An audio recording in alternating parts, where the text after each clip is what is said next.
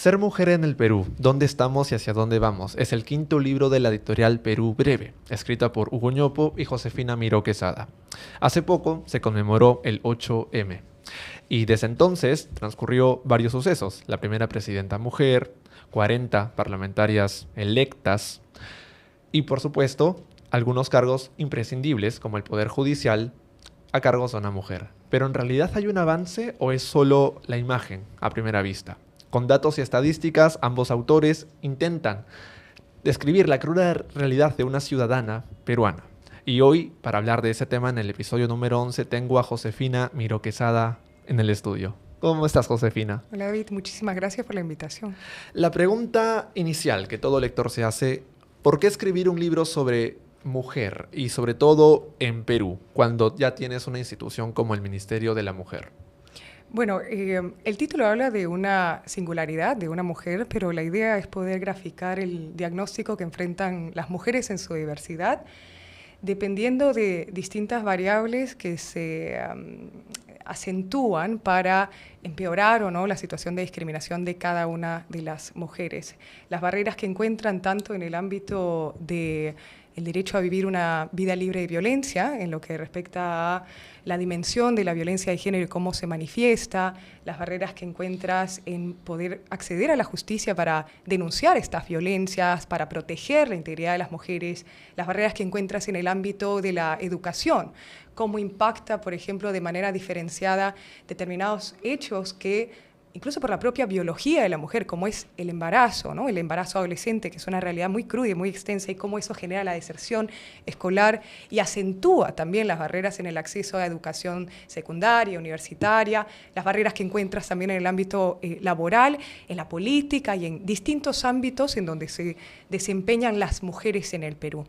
Este es un libro que surge además en el contexto de la pandemia, que significó un contexto de regresión que acentuó una tendencia que ya se venía manifestando y que hoy lo vemos de manera más evidente en políticas, discursos, distintas manifestaciones de regresar en lo avanzado en materia de derechos de las mujeres en el Perú. Y lo que buscaba este libro es más que nada, para poder saber hacia dónde nos dirigimos, tenemos que saber dónde estamos, ¿no? Por eso es que el título viene acompañado de dónde estamos, es decir, cuál es la radiografía de las mujeres en el Perú y hacia dónde queremos aspirar, tomando en cuenta nuestro punto de partida y sobre todo también entendiendo el porqué de ese punto de partida para poder diseñar políticas que sean eficaces en lograr reducir al máximo, porque es difícil hablar de una eliminación de las desigualdades, pero reducir al máximo las desigualdades que afectan a las mujeres. El libro se terminó y se publicó en 2022. Hoy estamos en 2025. En este periodo de 2 años y medio, ¿observó algún avance, alguna limitación o, por el contrario, fue todo lo contrario? Sí, por supuesto, ¿no? Y esto no solamente lo digo yo, hay lamentablemente muchas organizaciones de la sociedad civil que han documentado, la misma Defensoría del Pueblo que está, digamos, bajo una nueva administración que no es muy afín o amigable a la defensa de derechos humanos, paradójicamente, ha reportado también a través de, por ejemplo, el reporte sobre las mujeres desaparecidas y los casos de feminicidios, que es, digamos, la forma más cruenta de desigualdad que afecta a las mujeres, ¿no? Que es el último eslabón de la violencia, ¿no? Y los casos de feminicidio del año pasado se reportaron 170 al año consumados. Ya ni siquiera te hablo de las tentativas de feminicidio, que también suponen una afectación grave a la integridad de las mujeres. Y en esas cifras podemos ir viendo que en esa manifestación más cruenta de la violencia las cifras han ido en aumento, ¿no?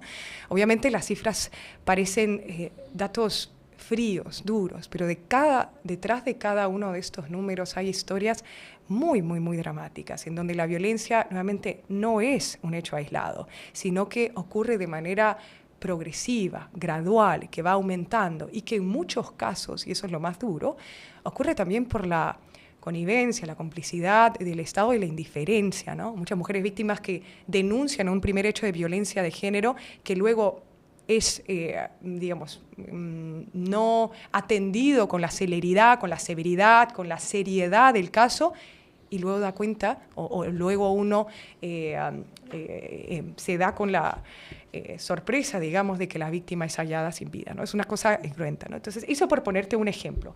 Lo vemos también, por ejemplo, en el caso de la política. Tenemos una presidenta mujer que será la primera, así lo dicen, o incluso el primer ministro lo ha anunciado, en eliminar el Ministerio de la Mujer. O sea, yo creo que nos revela que el ser mujer no es necesariamente sinónimo de ser una aliada en la defensa de la igualdad de género, ¿no? De hecho, a nivel de gabinete, por ejemplo, solamente tenemos un porcentaje muy bajo, si no me equivoco, 3 de 16 ministras son mujeres, ¿no? Entonces, en algún momento alcanzamos la paridad en altos cargos. Si lo vemos a nivel local, regional, provincial, las cifras son aterradoras. No llegan ni al 5% de representación de mujeres en estos cargos de poder. Y ya ni te digo de qué tipo de liderazgos además asumen las mujeres. Porque, nuevamente, de nada sirve que las mujeres lleguen al poder si lo que hacen es terminan reproduciendo las desigualdades que afectan que más mujeres puedan acceder a esos espacios, ¿no? Y de hecho, en 2018 tengo entendido que ninguna gobernatura regional fue conducida por una mujer. Exacto. Es decir, es mucho más bajo el panorama, al menos en el lado político. Claro, claro, pero nuevamente también, y eso es algo que lo señalo en el capítulo de la política, es importante entender de que no basta únicamente el cuerpo femenino que ha alcanzado o que ha sorteado esa barrera en el acceso al cargo de elección popular o de poder, sino también importa mucho el desempeño, ¿no? Porque una mujer puede haber accedido a ese puesto, pero luego puede tener políticas absolutamente contrarias a la igualdad de género. Y el mayor ejemplo también a nivel del Congreso lo vemos con la congresista Milagros Aguayo. Todos los proyectos de ley están destinados a reforzar precisamente la situación de subordinación que viven las mujeres, perpetuar las cargas de cuidado y básicamente recluir a las mujeres al rol de cuidadora principal y al rol del espacio privado, de ser básicamente atada a la condición biológica de cuidar porque tiene la capacidad de procrear, ¿no? O sea, regresar a la mujer a la casa. Y eso es una cosa muy, muy peligrosa porque esas personas han llegado a ese espacio de poder y ahora están realizando políticas antigénero. Entonces, el cuerpo femenino no basta. Importa también la agenda que tú traes y desarrollas e implementas una vez que llegas al poder. Correcto. Y sí, con respecto al rubro político, lo veremos justo en su capítulo. Hablemos un poco de la metodología. Dijo que por motivo de espacio iba a excluir el sector salud. Y también un rubro más. Uh-huh. ¿Qué otros rubros serían necesarios conocer para tener un panorama básico de lo que es ser mujer en el Perú? Claro, además de lo educativo, de lo laboral, como lo mencionan en sus otros episodios. Sí, yo creo que acá es importante entender que cada uno de estos ámbitos no son compartimentos separados, ¿no? Las personas se desarrollan de manera simultánea en todos estos espacios, ¿no? La posibilidad de acceder a un trabajo remunerado depende mucho también de las cargas digamos, que asume de cuidado una mujer en el hogar, por ejemplo. Eso depende mucho también de las posibilidades de educación que tuvo, si es que hubo o no un hogar libre de violencia, la posibilidad de un embarazo adolescente que truncó la posibilidad, bueno, el desempeño escolar, que generó la deserción escolar, que luego reprodujo, digamos, acentuó que una adolescente tenga que asumir una maternidad no deseada producto de una, digamos, falta también de educación sexual integral, falta de métodos anticonceptivos, ahí entra el tema de salud. Entonces tú ves como la salud, la educación, el espacio laboral, el acceso a la justicia, en muchos casos, y esto lo ves en muchísimas latitudes del Perú, en donde la ley te puede decir que esto funciona de esta manera. Por ejemplo, ¿no? En el Perú está prohibida la conciliación en casos de violencia de género que ocurre en el espacio doméstico, ¿no? Pero en la práctica ocurre. Hay jueces de paz que acuerdan de manera extrajudicial, concilian, ¿no? Cuando, por ejemplo, una mujer es víctima, una adolescente es víctima de violencia sexual y los padres arreglan con el agresor. O sea, se habla de la prohibición del matrimonio forzado de las niñas, ¿no? O se habla de la prohibición de que, y esto ocurrió en el Perú en los 90s, el Código Penal permitía eximir de responsabilidad al violador si se casaba con la víctima. Claro, escandalizados que esto estuviera manifestado en la ley, pero en la práctica sigue ocurriendo. Y entonces ese desfase en distintas localidades del Perú, en donde la ley te dice algo, pero la práctica, ¿no?, va en un sentido distinto, ¿no? ¿Qué hacemos en esos supuestos en donde no ha habido acceso a la justicia o la justicia perpetúa también esa violencia o la institucionaliza, ¿no? O sea, la que es víctima de violencia de género tiene que convivir con el padre, porque ¿quién se va a hacer quién se va a hacer cargo de los hijos, ¿no?, que son el fruto, nuevamente, de una violencia sexual, ¿no? Entonces, lo que quiero decir con esto es la educación, el ámbito laboral, la salud, la justicia, la política. ¿Quién representa los intereses de esas adolescentes víctimas de violencia?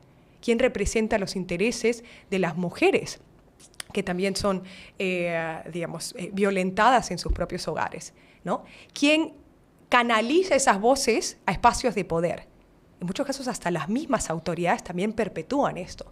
Entonces, nosotros en el libro decidimos, por razones también de espacio, como es parte de la colección Perú Breve, porque la idea es también como mostrar un pincelazo de lo que ocurre en el Perú desde el eje de género, porque también hay que entender que no es lo mismo, ¿no?, una víctima de violencia de género niña, de una mujer adulta, de una mujer adolescente con discapacidad, de una mujer indígena, ¿no? Entonces se van intersectando las capas de vulnerabilidad y discriminación que acentúan esa situación de vulnerabilidad.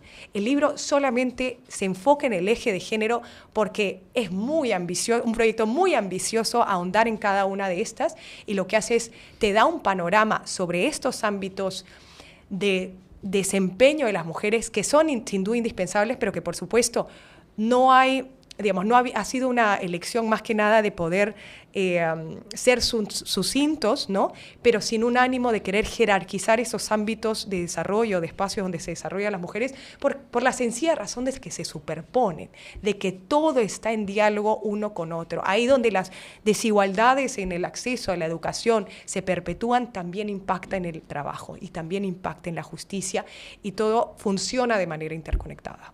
Sí, por supuesto. Y para terminar con la introducción, la metodología, decidió hacer ese libro junto a Hugo Ñopo. Sí. La razón es porque creo que enriquecer los puntos de vista. Yo creo y soy una firme convencida de la necesidad de aproximarnos a la realidad desde un enfoque interdisciplinario. No basta únicamente el derecho, no basta únicamente las ciencias políticas, no basta únicamente la economía. Hugo es un economista, destacado investigador también. Yo tengo un perfil más jurídico, he estudiado criminología, conozco, el abordaje de las ciencias sociales sobre el estudio de la violencia y de la criminalidad. Tengo un perfil también de investigador, de periodista. A mí me sirvió muchísimo los 5 años que tuve desempeñándome como periodista, porque me permitió a mí poder allanar el lenguaje, ser mucho más estratégica en las formas como comunicamos el conocimiento, ¿no? Democratizar el conocimiento a través de un lenguaje sencillo, accesible, dinámico, ágil, que permita que todas las personas, más allá de la profesión que tengan, puedan entender sobre un fenómeno que nos afecta a todos y a todas en todas sus dimensiones, ¿no? Entonces, era parte, era un acuerdo que teníamos de que era un perfil de economista, él maneja muy bien la data, ha estudiado, ha investigado muchísimo, ha publicado mucho. Teníamos una tarea, que tenía que ver con poder, esa evidencia que muchas veces es inaccesible o que no está, no es entendible, para el común de las personas, poder traducirla a lenguaje sencillo para que lo sea. ¿no? Democratizar el conocimiento basado en evidencia para que todas las personas puedan conocer de qué trata esta realidad, cómo se manifiesta y cómo podemos hacer frente a ella, ¿no? Entonces fue intencional juntar estos perfiles distintos. Hugo es mayor que yo tengo un perfil más jovial, entonces ahí hay una variable etaria, pero de distintas profesiones, y los dos con muchas ganas de poder traducir, ¿no? la complejidad de nuestras carreras, de nuestras profesiones para el común de las personas. Por supuesto. Y ya con esto pasamos al primer capítulo. Se habla de la violencia basada en género. Sí. Dice que no solo se reproduce con el acoso o incluso la violencia física, pero también a través de los estereotipos en el propio hogar. ¿De qué formas inconscientemente el peruano termina normalizando esta violencia basada en género? Bueno, ahí es muy importante entender, la violencia de género es síntoma de qué, ¿no? O sea, la violencia de género es una expresión de la desigualdad, ¿no? La violencia ocurre como una forma de disciplinar, una forma de controlar, una forma de reforzar una posición de sumisión de las mujeres, ¿no? Ahí donde existe un intento de salirte del rol, del mandato que se te impone como mujer, la violencia opera para castigar. Tiene un efecto simbólico, ¿no? Se violenta como una expresión de poder para controlar a las mujeres, particularmente, y esto lo ve con mayor claridad en los supuestos de feminicidios, ¿no? O sea, el feminicidio, que es la expresión más cruenta de esas manifestaciones de violencia que van desde la más grave hasta la más sutil y más difícil de identificar, cuando una mujer desafía el mandato de ser objeto sexual, cuando una mujer desafía el mandato de ser propiedad del varón, cuando una mujer desafía el mandato que dice que debe quedarse en casa, cuando una mujer desafía el mandato que le obliga a tener que cuidar a los hijos, ¿no? La violencia opera como un corrector. Regresa a tu lugar. Regresa, es como refuerza eso que tú has querido desestabilizar de una estructura patriarcal, ¿no? O sea, cuando nosotros hablamos del sistema de género, nosotros estamos hablando de un sistema que distribuye roles, responsabilidades, mandatos, expectativas, ¿no? O sea, así como el ejemplo más así como para que todo el mundo lo entienda, tú entras a una tienda de juguetes, ¿no? ¿Y cómo están separados los juguetes? Categorías, tallas. ¿Cuáles son los juguetes para las niñas? Los de color rosado, los que tienen una Barbie generalmente. Ya, muñecas. Bebés. ¿Cuál es el mensaje? Maternidad. Exacto. ¿No? Tu rol, porque la biología sí lo impone, es ser madre. ¿En algún momento has visto tú que en la sección de niñas o en la sección de niños haya un bebé? Jamás. Ya. ¿Ok? Y entonces, ¿cuál es el mensaje ahí? ¿No? ¿Qué quiere decir? ¿Que el niño nunca va a ser padre? ¿Que el niño nunca va a asumir un rol de cuidado? ¿Que el niño nunca va a mantener un hijo? Por supuesto que no. Pero ahí la sociedad, ¿qué es lo que te está diciendo? Que el mandato recae principalmente en la mujer, ¿no? Porque como la mujer puede procrear, es decir, ese sistema de género no es aleatorio, parte de un origen. ¿Cuál es ese origen? La biología. O sea, la biología determina la biografía, ¿no? Como la biología dice que tú puedes procrear, que tú te puedes embarazar, te impone biográficamente el mandato social de la maternidad. Al punto de que, y tú has hablado de los estereotipos de género, ¿no? Más de la mitad de los peruanos considera que una mujer, antes de perseguir sus sueños, su vida profesional o, digamos, personalmente cualquier otra ambición que quiera tener, tiene que primero cumplir con ser madre, con su mandato de maternidad, ¿no? Entonces, el mandato de maternidad no es casual, se deriva de la biología, ¿no? Y por eso es que muchas feministas, cuando desafían ese sistema de género, dicen, la biología no es destino, ¿no? O sea, yo voy en contra del destino de la biología que me impone una biografía, que es ser madre. Y yo quiero no ser forzada a tener que asumir ese mandato, sino quiero elegir poder serlo o no, ¿no? Entonces, estos estereotipos de género, así llamados, ¿qué son? Expectativas sociales y culturales que se van imponiendo sobre lo que es ser mujer y qué es ser hombre, ¿no? Entonces, el hombre se espera que sea viril, se espera que sea fuerte, no se espera que sea racional, no se espera que sea emocional, porque si no le dicen eres, y empiezan a cuestionar incluso su misma orientación sexual, ¿no? No es lo suficientemente hombre. ¿Qué significa eso? Que no es lo suficientemente corajudo, fuerza, ¿no? Y la sociedad, ¿qué valora más? ¿No? La fortaleza, ¿no? O la debilidad. Debilidad. ¿Y a quién atribuye esa fortaleza y a quién atribuye esa debilidad? Los hombres y a las mujeres. Entonces, no se trata únicamente de un sistema de género que distribuye, ¿no?, esos mandatos de género, es decir, mandatos de cómo es ser mujer y cómo debe ser varón, sino que los jerarquiza. Y dice, aquellos mandatos que son históricamente atribuidos a los varones son mucho más valorados en sociedad. ¿Qué se valora más? ¿Ser racional o ser emocional? ¿No? Se dice que los seres emocionales, ¿no?, son irracionales, por tanto son,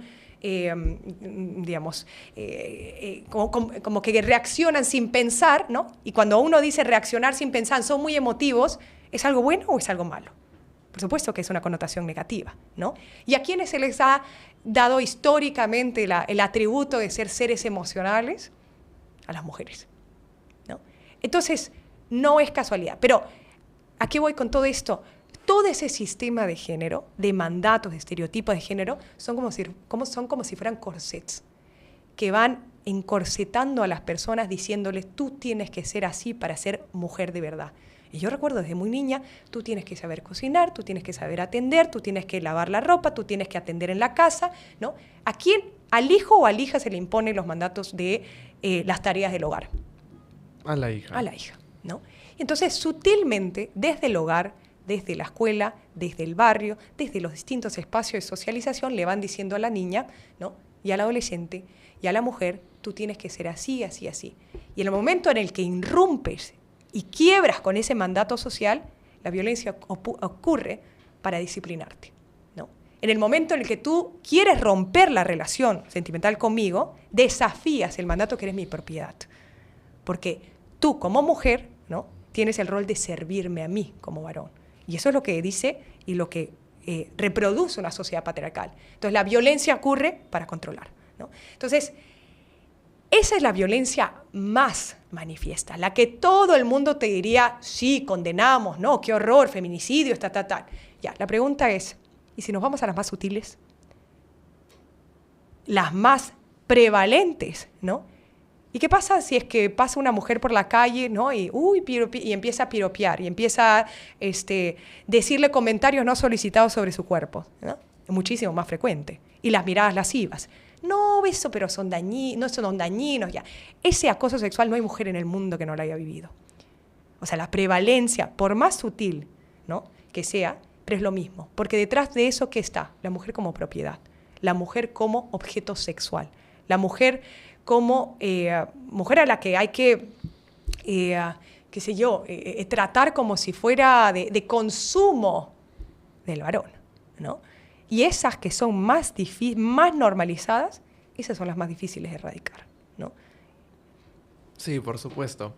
Ahora, los conservadores en Perú, al menos las tres bancadas que representan a esta doctrina, argumentan, ok, también nos indigna este panorama, pero ¿por qué llamarlo género? ¿Por qué no eliminar la palabra género? O incluso en Argentina están diciendo eliminar la palabra feminicidio y considerarlo un simple crimen contra otra persona a su par. ¿Por qué no llamarlo violencia basada en sexo en lugar de violencia basada en género? ¿Cuál sería la respuesta más apropiada? Bueno, la respuesta es regresar a la base de la definición, ¿no? El género tiene un origen biológico, es decir, el género parte de las diferencias biológicas en cromosomas, en hormonas, en genitales, ¿no?, para construir un sistema de clasificación y de categorización y de jerarquización social y cultural de lo que significa feminidad y masculinidad.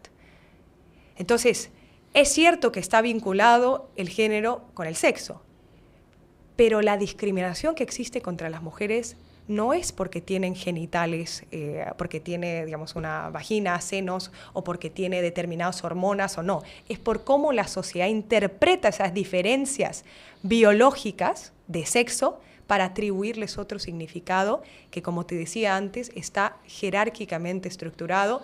Femenino siempre lo inferior, masculino siempre lo superior, ¿no? Entonces, ese sistema de género que se ha construido años, o sea, estamos hablando de formas de ver el mundo, de actuar, que van desde el ejemplo de la tienda de juguetes, ¿no?, hasta lo más básico, desde que le ponemos determinadas vestimentas a las niñas, a los niños, les decimos cómo deben actuar, les decimos qué es lo que deben hacer en la casa, en la escuela, en distintos espacios de socialización.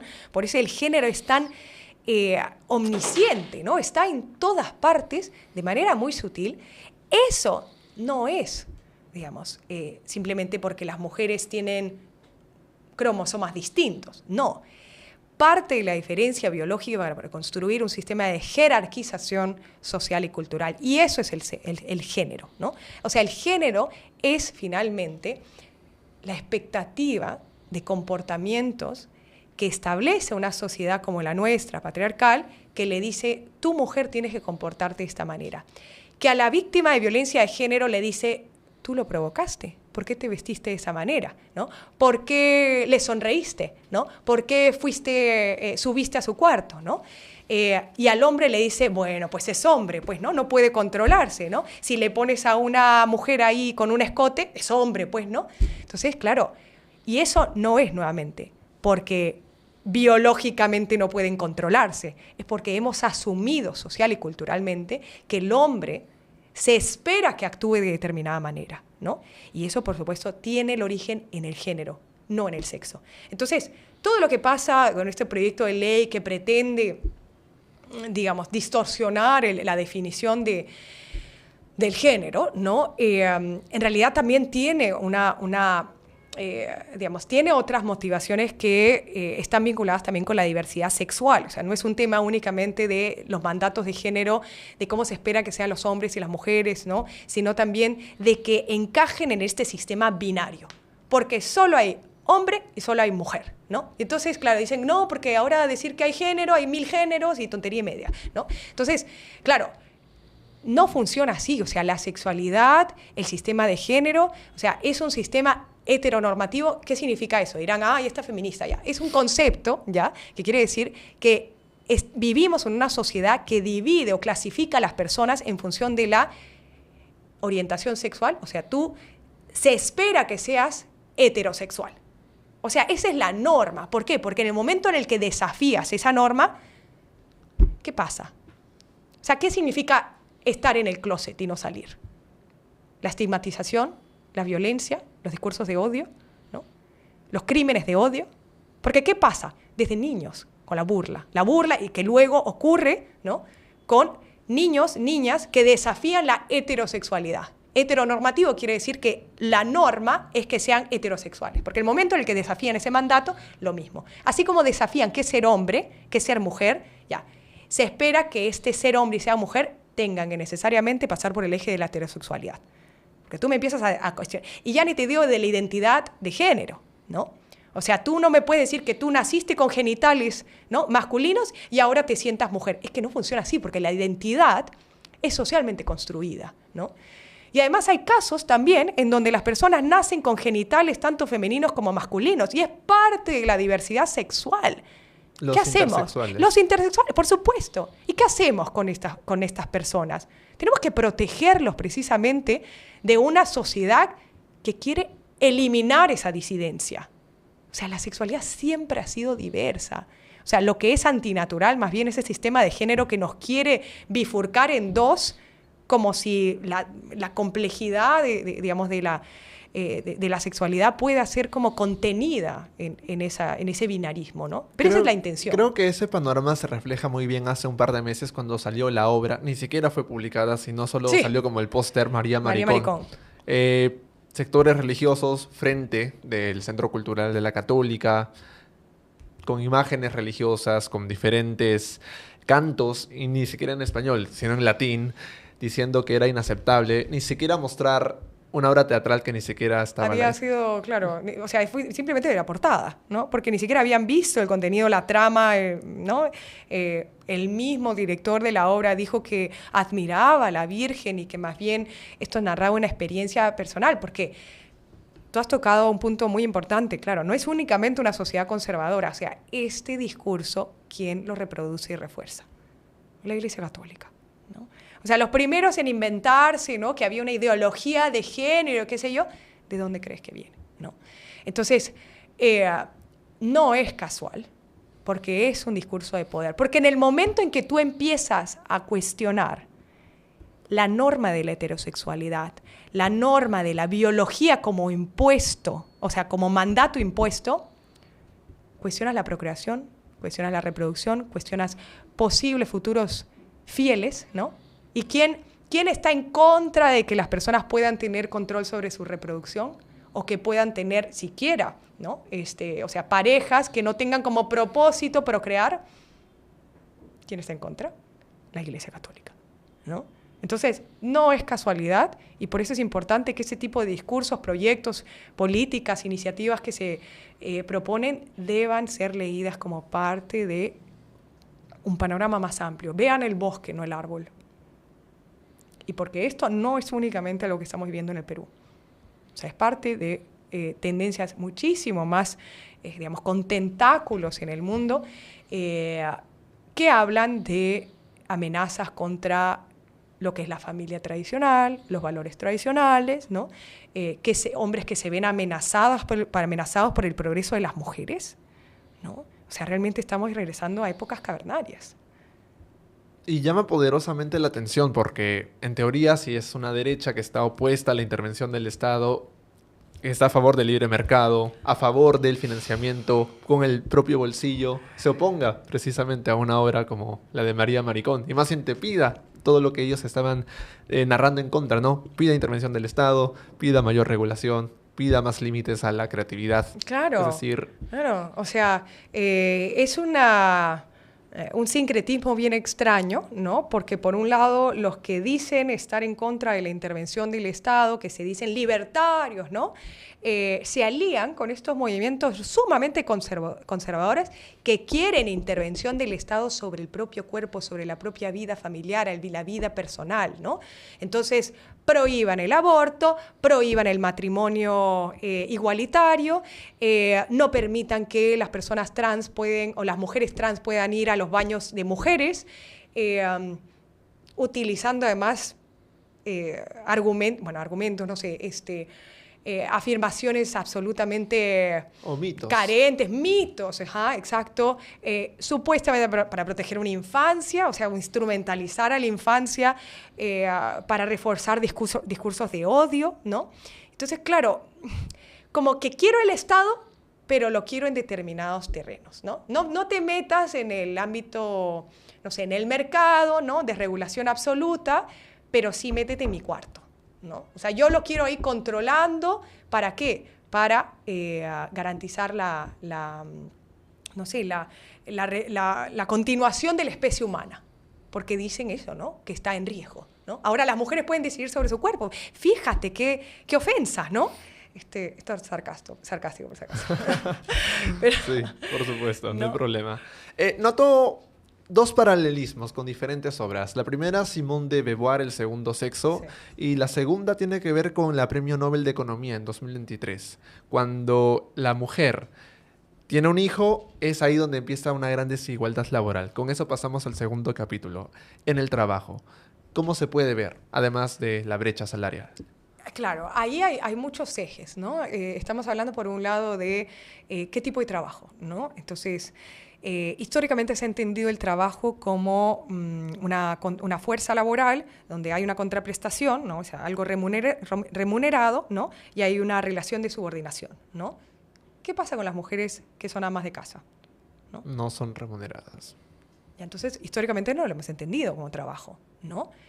Pero todo el despliegue de horas de esfuerzo físico agotador, sumamente extenuante, ¿no? Que lo que hace es, le quita horas para poder disponer para sí mismo, ¿no? Y eso lo que genera es menor disponibilidad de tiempo para trabajar en un trabajo, valga la redundancia, permanente, ¿no? Eso genera que sean muchas, digamos, por ejemplo, los trabajos a tiempo parcial, existe una mayor, un dominio, digamos, predominan las mujeres en este tipo de mercado, ¿no? Y que es el más, digamos, precario, ¿no? Donde muy pocas veces tenemos derechos laborales reconocidos como tal, donde ya el tema además de la igualdad salarial termina siendo además una lucha importante, pero termina siendo una lucha también propia del mercado formal. Y el mercado formal con un trabajo con derechos laborales. Y la gran mayoría de mujeres no están en ese mercado, ¿no? O sea, están en una situación de absoluta precariedad y en donde el trabajo no remunerado termina quitando todas las horas que puedan tener para poder desempeñarse laboralmente, ¿no? Y ya ni te digo también, en el mismo desempeño laboral, impactos diferenciados, por ejemplo, de el hostigamiento sexual laboral. Como el hostigamiento sexual laboral puede también generar deserción, puede generar un impacto anímico, psicológico, que afecta también la productividad laboral, ¿no? Entonces, son una serie de fenómenos que se entrecruzan para generar una mayor precariedad de las mujeres en el ámbito laboral y que, como te digo, la gran mayoría de mujeres precarizadas, ¿no? Están obviamente en el ámbito informal, ¿no? Ahí donde no tienen reconocidos los derechos laborales y donde además, en muchos casos, mujeres que tienen que velar no solamente por una misma, sino por mantener un hogar, ¿no? O sea, la cantidad de mujeres jefas de hogares, no porque quieran ser jefas y hay un hombre ahí que ha decidido relegar o delegar ese rol a las mujeres, sino porque son madres que tienen que cuidar a los propios hijos porque no tienen el soporte de un padre, que te lo digo así muy claro, ese padre que abandona a sus hijos aborta en la práctica, pero no tiene el peso de la ley como una espada de Damocles diciéndole criminal por hacerlo, por razones biológicas, porque puede hacerlo, porque puede largarse, ¿no? Entonces, nuevamente, se entrecruzan todas estas variables que hacen que las mujeres enfrenten esos mayores desafíos. Ya nuevamente, así como pasa en la política, las barreras son de acceso y las barreras son de desempeño, ¿no? De acceso, que tienen que ver nuevamente con, por ejemplo, ¿no? Los CVs, los CVs, las postulaciones, ¿no? En donde, no sé, el solo hecho de ser mujer ya genera como ciertas dudas de algunos empleadores de pensar, esta se va a embarazar en algún momento, esta va a ser madre en algún momento. Mejor la dejo ahí y las posibilidades de asumir esta dirección, ¿no? Porque incluso uno piensa en cargo de dirección y piensa en términos masculinos, ¿no? Entonces, la posibilidad de embarazo, nuevamente, origen biológico, pero mandato impuesto social de que se espera que sea mujer, porque esa mujer puede decidir no serlo, pero el empleador ya está pensando, está en sus 30, no sé qué, se va a embarazar. Y si se embaraza, pierdo acá en esto, ¿qué voy a tener que hacer eso, ¿no? Entonces, ¿qué hace? Sanción. Es una sanción que no se manifiesta directamente, pero que implica, por ejemplo, la pérdida de oportunidad laboral en determinados espacios, ¿no? Luego voy a tener que darle la licencia por maternidad, luego voy a tener que darle, digamos, una serie de, que lo ven como costos, ¿no? Laborales, ¿no? Entonces, eso, por ejemplo, en el acceso, ¿no? En el desempeño lo mismo, ¿no? En el desempeño tiene factores como el hostigamiento sexual laboral, tiene factores como la disponibilidad también de tiempo, la compatibilidad entre el espacio laboral y en el espacio privado, ¿no? Esto lo vimos mucho en pandemia, en donde, claro, las mujeres como siguen siendo las principales cuidadoras del hogar, si tienen hijos, menor tiempo, el empleador piensa, tiene menor tiempo, entonces no va a poder hacer este viaje al extranjero, no va a poder esto, ¿no? Y entonces las oportunidades que se le brindan a las mujeres son menores, ¿no? Usted en el capítulo previo felicitó el trabajo de la municipalidad en el Centro de Emergencia Mujer, porque pudo dar a entender que dentro del hogar, con propios hijos, se puede normalizar tanto la violencia al punto tal que afecta, ¿no? En su vida laboral y en otros espacios. ¿De justicia estamos hablando? Sí. Ya nos hemos pasado, perdón. Claro. No, pues estamos hablando del centro de emergencia. No. Sí, correcto. Solo es que Me trajo a la luz esa idea del primer capítulo, el anterior. Ya, sí, bueno, creo que uno de los puntos que hice fue un estudio que más bien, si no me equivoco, si es el que me estás diciendo, de cómo la creación de los centros de emergencia mujer en determinadas localidades permitía que las mujeres pudieran sentir que tienen como un punto de contacto cerca, y eso ha revelado la disminución de algunos índices de violencia, porque es un factor de protección, ¿no? Así como existen factores de riesgo que hacen que la violencia pueda ser más proclive a manifestarse, un factor de protección que tiene que ver, por ejemplo, con redes de soporte, ¿no? A dónde denunciar, una casa, no sé, de acogida, a donde uno pueda ir para estar segura, o un centro de emergencia mujer en la propia localidad que permite servir como suerte de desincentivo, ¿no? o disuasor, un efecto disuasor respecto a la violencia que protege a las mujeres, ¿no? Sí, correcto. Ahora sí, regresando al capítulo número 2, menciona un estudio de la Universidad de Chicago en 2018 con respecto al mundo laboral en el sector salud, como una cirujana si cometía un error, o por ejemplo, si es que se fallecía el paciente, automáticamente se le iba a dar menos oportunidades a atender y había un mayor prejuicio. Mientras tanto, un cirujano varón, si se le moría el paciente, no le ocurría nada y por el contrario, tenía posibilidad incluso a ser promovido con el paso del tiempo. Es decir, hay incluso unas expectativas de al momento del fallar y al momento de hacer bien las cosas. Sí. No, esto tiene que ver con el precio que una mujer paga por cometer un error, ¿no? Hay como una doble sanción, ¿no?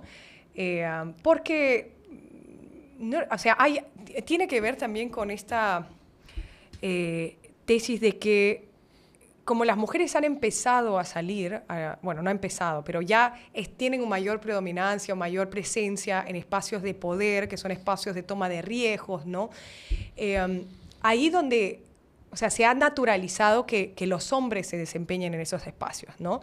Es como parte del desempeño de su rol por autonomía, ¿no? El asumir riesgos y el, por tanto, cometer estos errores. Entonces, como que se naturaliza.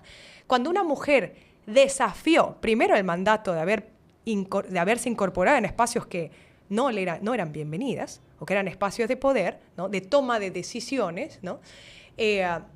El error es doble, primero por haberse desafiado a estar en esos espacios y segundo por haber cometido un error, ¿no? Entonces, y eso lo vemos mucho también con espacios de liderazgos, ¿no? O sea, así como pasó el estudio que da cuenta de esta cirujana, porque claro, no es una enfermera, una cirujana es una médica, y una médica es un rol de poder, ¿no? Estamos hablando de en la jerarquía, si se quiere, de los distintos actores del sistema de salud, la cirujana, ¿no? Se espera que tenga, primero que se piense en un cirujano, ¿no? Pero ya, si es una cirujana, ya desafías incluso la expectativa, ¿no? De que tú esperas que sea hombre, pero si no es hombre y es mujer, por haber desafiado ese rol, ¿no? Que no te corresponde en ese espacio de liderazgo, ¿no? Si cometes un error, la pagas más. O sea, la sanción es la doble, y lo mismo lo ves en otros espacios, muy comúnmente en la política, ¿no? O sea, es cierto, tenemos una presidenta mujer, tenemos políticas mujeres, ingresan en esos espacios de poder, ¿no?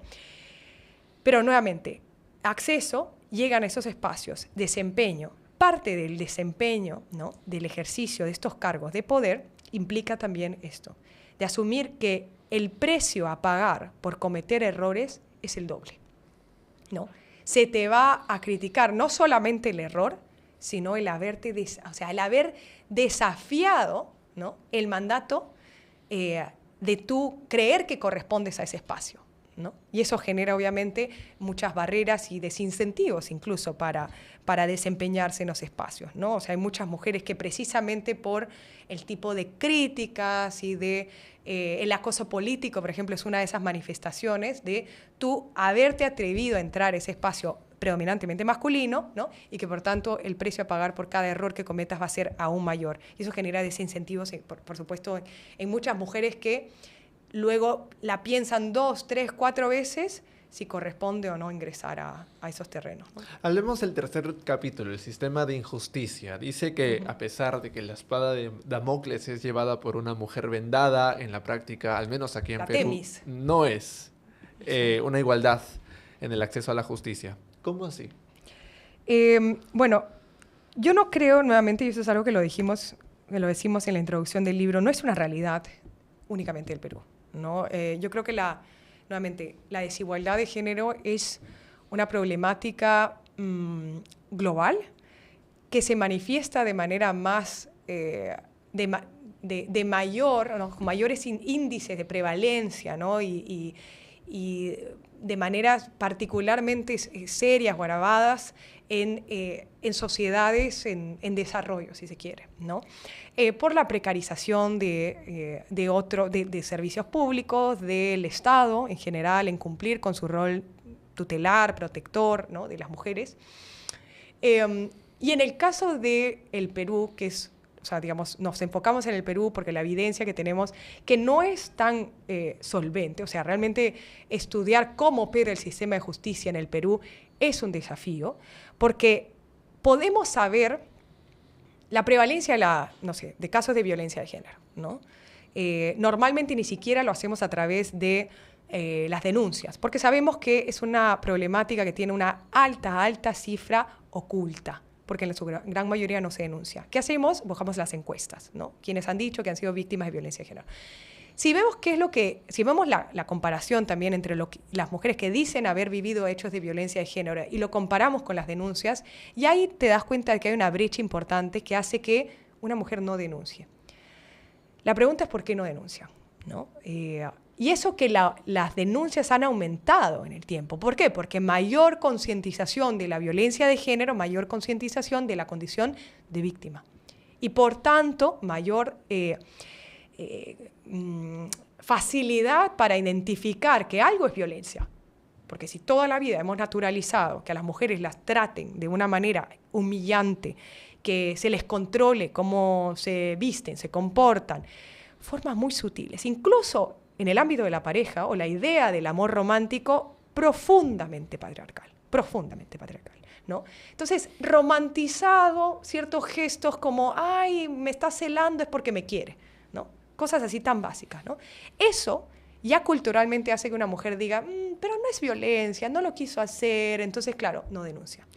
Ahora, también están las razones por las que no denuncian producto de los operadores de justicia. La pregunta es, una mujer, y mira lo que pasó con la marcha del día sábado, ¿no? Confía en la policía. ¿Cuál es el primer contacto del sistema de justicia, de una mujer con el sistema de justicia? Las comisarías. Uh-huh. ¿Y una mujer se siente segura en las comisarías? ¿Una mujer siente que el policía la va a escuchar, atender, proteger? Podrán haber casos que sí. Pero ¿cuál es el sentir mayoritario? La policía no me cuida, dice, ¿no? Me cuidan mis amigas. ¿No? Entonces, claro, el sentir mayoritario es que la policía, y por eso, o sea, no solamente en hechos de violencia de género, pero mira lo que ocurre con las graves violaciones a derechos humanos en la represión de las protestas. O sea, es una institución que tiene problemas de corrupción, de ineficiencia, de falta de sensibilidad, de falta de recursos. O sea, hay muchísimos desafíos de la propia institución que hace que el propio personal se vea, digamos, reproduzca esas taras, ¿no? Me parece que usted también puso una tabla, es decir, de preguntas que le hacían los oficiales. Estaba borracha, le respondió mal al marido, entonces intenta revictimizar. Exacto. ¿No? O sea, esa tabla es producto de unas encuestas que se hacen a las víctimas de violencia de género que deciden denunciar y las que no deciden denunciar, ¿no? ¿Y por qué no denuncian? Bueno, en muchas ocasiones, si no me equivoco, y la cifra no creo que haya cambiado, pero 7 de cada 10 mujeres que ha vivido hechos de violencia de género contra la mujer deciden no denunciar, deciden no acudir a una institución. Deciden no. O sea, 3 nomás lo hace, ya. Entre las razones por las que no lo hace, te digo, hay esas razones que tienen que ver con la naturalización, o sea, que una ni siquiera se identifica como víctima, que dice, no, me está celando, pero en realidad porque me quiere, ¿no? Y entonces no. Pero también hay otras que tienen que ver con, y si yo voy a denunciar, ¿qué me va a decir el policía? ¿Y tú qué hiciste? ¿Y qué estabas vestiendo? ¿Y por qué estabas sola? ¿Y por qué saliste a esta hora? ¿No? Entonces, claro, y uno empieza a preguntarse, ¿pero qué me estás diciendo? ¿Que la culpa la tengo yo? ¿No? O sea, yo te vengo acá a presentar una denuncia para que tú puedas legitimar que efectivamente he sido víctima de violencia de género y me estás como trasladando la responsabilidad a mí de la victimización que yo he vivido, ¿no? Entonces, ¿cómo confiar? Y claro, es cierto, la policía es un actor. También está en los centros de emergencia mujer que se espera que sea personal especializado. Pero incluso tú llegas al centro de emergencia mujer. Ya, ¿cómo tutelas tus derechos? Tú necesitas un abogado. Ya. ¿Y quiénes tienen acceso a un abogado? O sea, porque también entender, y esto tiene que ver nuevamente con el sistema de justicia, ¿no? Los y las abogadas, ¿no? Somos ¿cómo se dice? ¿Cuál es la palabra? La bisagra. La bisagra que permite que las personas puedan hacer valer sus derechos en un sistema de justicia, ¿no? Las víctimas de violencia de género, y particularmente las más precarizadas, ¿no? Buscan un abogado. Cuando no se tiene, hay posibilidad de tener abogados de oficio. Ya. Esos abogados de oficio están empapelados en 1000 expedientes. ¿Tú crees que tienen el tiempo para invertir y realizar una defensa de calidad adecuada para hacer valer esos derechos? Pregúntate qué pasa con todas esas denuncias, porque la justicia suele ocurrir que funciona como un embudo. Y entonces se presentan un montón de denuncias y el proceso judicial empieza con, no, tú vas al centro de emergencia mujer, presentas una denuncia, va a la comisaría a la fiscalía, luego si cree que hay un caso, claro, la fiscalía cree que hay un caso, ok, pero a ver tus marcas, ¿te pegó o no te pegó? ¿No? Ah, me estás hablando de violencia psicológica, ya, ¿cómo lo acreditamos? ¿No? Entonces, ya. Si cree que es un buen caso, recién decide llevarlo adelante. Si es niña, posiblemente sí. Pero si hay, y esto está documentado, ¿no? Esto es lo que llaman como ciertos mitos de violación sexual, en el caso de violación sexual, pero también ocurre en otros casos de violencia de género. Ya. ¿Eran pareja? Ya, si eran pareja, más difícil. Si era un extraño, posiblemente sea más fácil acreditar el hecho. ¿Hay violencia física? Sí. Ok, más fácil. ¿No la hay? ¿Ocurrió en espacio público? ¿Hay testigos? Porque también ese es otro tema, ¿no? La gran mayoría de estos hechos de violencia de género, ¿dónde ocurren? En el espacio privado, ¿no? ¿Hay testigos? Ok, no tenemos testigos, ok. ¿Qué hace que un caso sea fuerte, ¿no? O sea, los casos que normalmente no cumplen con la mayoría de las características de estos hechos de violencia, ¿no? Y lo duro, y eso es lo más duro de estos hechos de violencia, que luego, además, llegan al sistema de justicia, se denuncia y esto, medidas de protección. ¿Quién verifica las medidas de protección? Patrullaje. Hay digamos, los vehículos, la policía, la disponibilidad de recursos para efectivamente hacer ese patrullaje. Muchas víctimas, o sea, han habido casos de víctimas de violencia de género que tenían medidas de protección y que fueron flagrantemente violadas, vulneradas, ¿cómo se dice? Incumplidas por el agresor, que es un delito de desobediencia o resistencia a la autoridad, y fueron víctimas de feminicidio. Y ese papelito de medidas de protección, o sea, yo lo que quiero, no quiero que sea un panorama desolador de decir, ok, entonces, ¿para qué denuncio? Porque muchas mujeres dicen eso. ¿Para qué denuncio si esto no va a quedar en nada? Yo creo que es importante denunciar, aunque sea para dejar registro de esa violencia. Pero creo que es importante también calibrar expectativas de realidad. Es que el sistema de justicia, así como está, no tiene o no está diseñado ni su implementación ni su diseño, ¿no?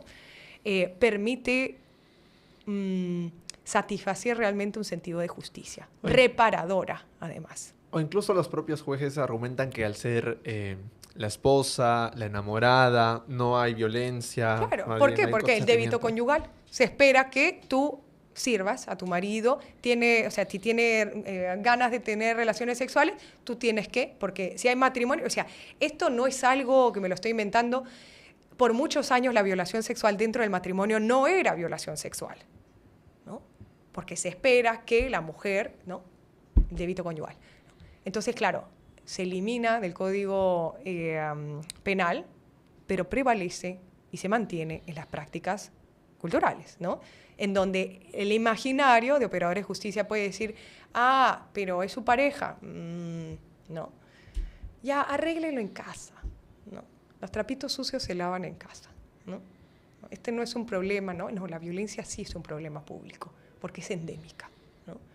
Lamentablemente todavía tenemos muchos imaginarios de que sigue siendo un problema privado. Tenemos ministros que han sido acusados de violencia de género. No, eso es algo privado. O sea, ¿qué mensaje dan? Sí, indudablemente. En el capítulo, ya para llegar casi al final, de política, usted habla como el gobierno de Pedro Castillo en su primer gabinete solo puso a 2 mujeres, Sí. de un total de 18. Tampoco hubo progreso con Dina Boluarte, que puso a 3 mujeres, en un total de 18. Es decir, ante ese panorama defendió la paridad y alternancia, es decir, como un nivelador entre hombres y mujeres 50-50. Ujú. Pero parece que hasta ese nivelador se lo quieren bajar en el Congreso para el 2026. Sí, la verdad que, te soy muy sincera, yo no veo un futuro que pueda revertir esta, este arrase, ¿no? De retrocesos, ¿no? Si en algún momento fue una victoria conseguir al menos algunos cambios a nivel legislativo de garantizar la paridad horizontal, la vertical, cada vez más vemos menos presencia, ¿no? De las mujeres en espacios de liderazgo, y eso pues lo respalda la data. Y claro, lo poco que se había avanzado también lo estamos, digamos, desmontando. Y en el contexto preelectoral que tendemos, con un futuro parlamento bicameral, donde va a ser muchísimo más difícil desmontar esas modificaciones legislativas que se quieran hacer, o aprovechando lo último que queda para avanzar lo que fuera, para seguir cambiando o desmontando los avances que se hicieron en su momento en materia de derecho a la participación política de las mujeres. Todo parece indicar que sí, que el arrastre es absoluto, ¿no? Entonces va a tomar mucho tiempo poder reconstruir sobre lo pulverizado, ¿no? ¿A qué se debe que en el año 98, si no me equivoco, las fuerzas conservadoras y las fuerzas progresistas, así decirlo, llegaron a un consenso del 30% de la cuota? Sí, bueno, ese es... si uno pone una lupa también en ese momento, o sea, estamos hablando del gobierno de Fujimori, la dictadura de los últimos años, en donde además, recuerda que la presencia de mujeres, ¿no? Acuérdense de las chicas superpoderosas, o sea, ¿no? Era muy explotado por el régimen, ¿no? O sea, Fujimori fue el presidente, el único, si no me equivoco, creo que fue el único presidente varón que fue a la conferencia de Beijing, digamos, la primera conferencia internacional, digamos, en 95, para avanzar, fue la primera, perdón, pero internacional que avanzaba en los derechos de las mujeres, y fue el presidente varón que además se comprometió, porque se supone que su política, aquellos que llamaban de planificación familiar, que fueron las esterilizaciones forzadas, buscaban empoderar a las mujeres, ¿no? Porque tenían una visión que además tocó muchas fibras con la Iglesia Católica, ¿no? Porque ellos supuestamente, discursivamente, ¿no? Buscaban digamos, un mayor control de la natalidad y bueno, tenían, obviamente, después hemos conocido lo que había detrás de la política de esterilizaciones forzadas y las cuotas y bueno, la coerción y la presión y todo lo que fue ese crimen que todavía está pendiente de ser resuelto, pero lo que quiero decir es que fue un momento bien particular, en donde se instrumentalizó bastante por parte del régimen fujimorista la presencia femenina, ¿no? De sus cuadros femeninos, ¿para qué? O sea, Lucha Cuculiza, ¿no? Que fue ministra de la Mujer, si no me equivoco. El primer Ministerio de la Mujer se crea en ese contexto, en el 96, ¿no? Entonces, se utilizó y manoseó mucho el que vamos a empoderar a las mujeres, el que Fujimori está con las mujeres, ¿no?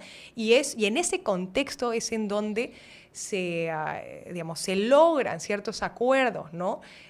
Partidarios para poder avanzar en leyes que pudieran incrementar la presencia de mujeres. Ahora, nuevamente, presencia de mujeres, pero no necesariamente con una agenda muy progresista de derechos a favor de las mujeres, ¿no?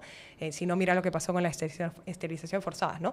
Pero fue en ese contexto en el que se ocurre ese consenso para que pudiera salir adelante la ley de cuotas, que inicia con un 25% y que luego se amplía al 30%, y que, digamos, ni siquiera inicialmente fue una cuota de género, ¿no? Fue una, digamos, lo que dijo, digamos, lo que se dijo en un principio era que era una cuota para que exista, podía ser, se está escrita incluso en términos neutrales, ¿no? O sea, podía ser una cuota de hombres o mujeres, pero obviamente quienes no tenían presencia en esos espacios de poder eran las mujeres. Entonces, por eso que terminaba siendo una cuota femenina de al menos en las listas partidarias un 30%, ¿no? 25 y 30%. A mí me llama la atención que en la historia contemporánea de Perú, los derechos de las mujeres hayan avanzado en dictadura. ¿En qué sentido? El 55 el derecho al sufragio, pero estaba el dictador Manuel Odría. En el 96 el Ministerio de la Mujer, pero estaba el dictador Alberto Fujimori. Bueno, ahora llaman dictadura también al gobierno de Boluarte, pero retroceder. Pero no estamos avanzando. No estamos avanzando. En absoluto. No, yo creo que toda afectación o iniciativa que socava la democracia afecta a las mujeres, ¿no? Porque siempre la pita se rompe por el lado más débil. Quienes en sociedades como las nuestras, quienes se ven más perjudicadas en lo que refiere al fortalecimiento de instituciones, de separación de poderes, de principios democráticos, de descongestión o, digamos, de garantizar independencia de instituciones, ¿no? Vemos que los grupos más desfavorecidos son los grupos más vulnerables, entre ellos las mujeres y las mujeres más precarizadas, ¿no? Entonces, todo lo que perjudica la democracia perjudica siempre a las mujeres, ¿no? Entonces, sí es cierto, claro, Manuel Odría supuestamente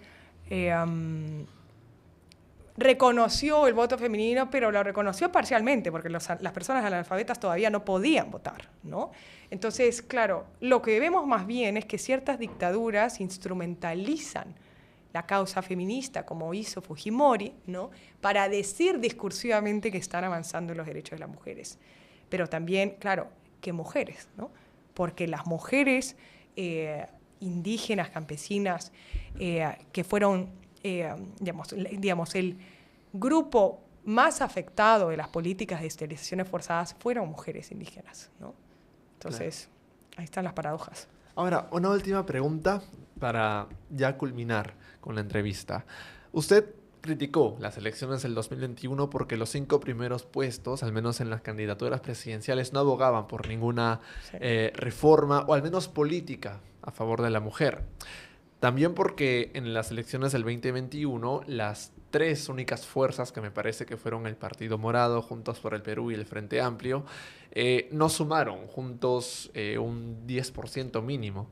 Entonces, ¿con qué panorama vamos a las elecciones del 2026? O mejor dicho, ¿qué se necesitaría para que haya una mayor presencia o al menos agenda para avanzar con la igualdad? Yo creo que lo que hemos entendido históricamente como contrapoder que recaía principalmente en ciertas instituciones que monitoreaban, ¿no? El gobierno, la Defensoría del Pueblo, la prensa, que es otro contrapoder importante, ¿no?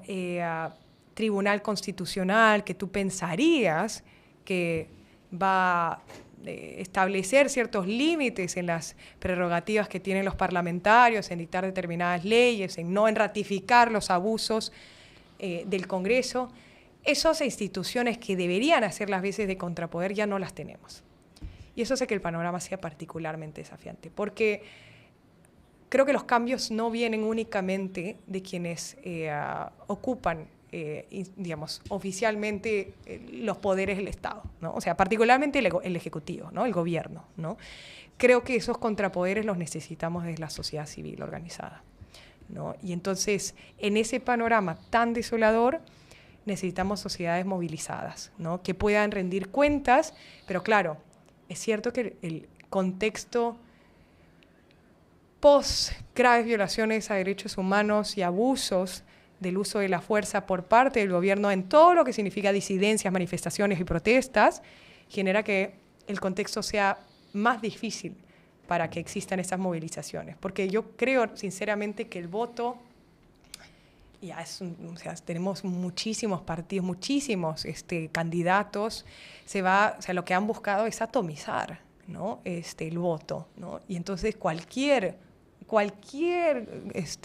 opción política que llegue al poder no va a tener, digamos, la legitimidad de la población, pero sobre todo va a tener muy difícil gobernar, a menos que posiblemente, claro, se hagan estas alianzas tan extrañas como del serronismo y el fujimorismo, ¿no? Que ocurre como en la actualidad, en donde, ¿qué es lo que tienen? Intereses privados comunes, ¿no?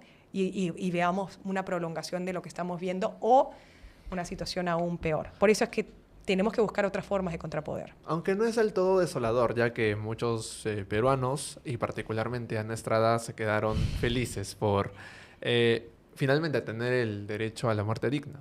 Sí, no, la verdad que a veces y eso lo conversaba mucho con Ana, y decía, no entiendo cómo en este contexto pudimos ganar tu caso.